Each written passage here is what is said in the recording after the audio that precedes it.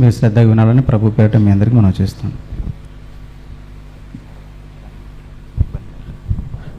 అందరికీ యేసుక్రీస్తు వారి నామములో వందనములండి. దేవుని మాటలు విన్నందుకు సుదీర్ఘ ప్రాంతం నుంచి హైదరాబాద్ నుంచి వచ్చి మనకు మంచి మాటలు చెప్పినటువంటి దైవజనులకు సీనన్న గారికి మనం అందరం మన ఊరి తరపున గ్రామం తరపున వందనములండి. అదేవిధంగా ఈ సభలు జరగడానికి ముఖ్య ఉద్దేశం, ఇక్కడ అనేక సార్లు ఈ సభలు జరగడానికి గల ముఖ్య ఉద్దేశం ఏమిటంటే, కారణం ఏమిటంటే, ఎవరిని కించపరచడానికో, ఎవరిని బాధపరచడానికో, ఎవరిని అవమానపరచడానికో కాదండి. కేవలం దేవుని యొక్క మాటలు నేర్చుకొని, దేవుని యొక్క బాధను తెలుసుకొని, దేవుడు ఏవైతే చెప్పాడో మనకు దేవుడున్న మహాలోకానికి చేరాలన్న ఒక సదుద్దేశమే తప్ప ఏదే దురుద్దేశం లేదండి.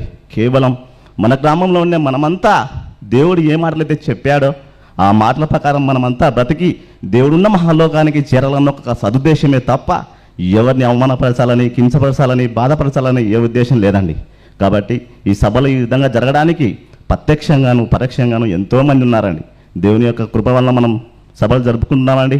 హైదరాబాద్లో ఉన్నవారు, కర్నూలులో ఉన్నవారు, నందికొట్కూరులో ఉన్నవారు ఎంతోమంది, సుమారుగా 20-30 మంది ఆర్థిక సాయాన్ని చేస్తే, అదేవిధంగా కొంతమంది రైతుల కుటుంబాలు, అదేవిధంగా సహోదరులు ఎంతోమంది కష్టపడినారండి. కాబట్టి వాళ్ళందరికీ సంఘం యొక్క తరపున హృదయపూర్వకంగా ధన్యవాదాలండి.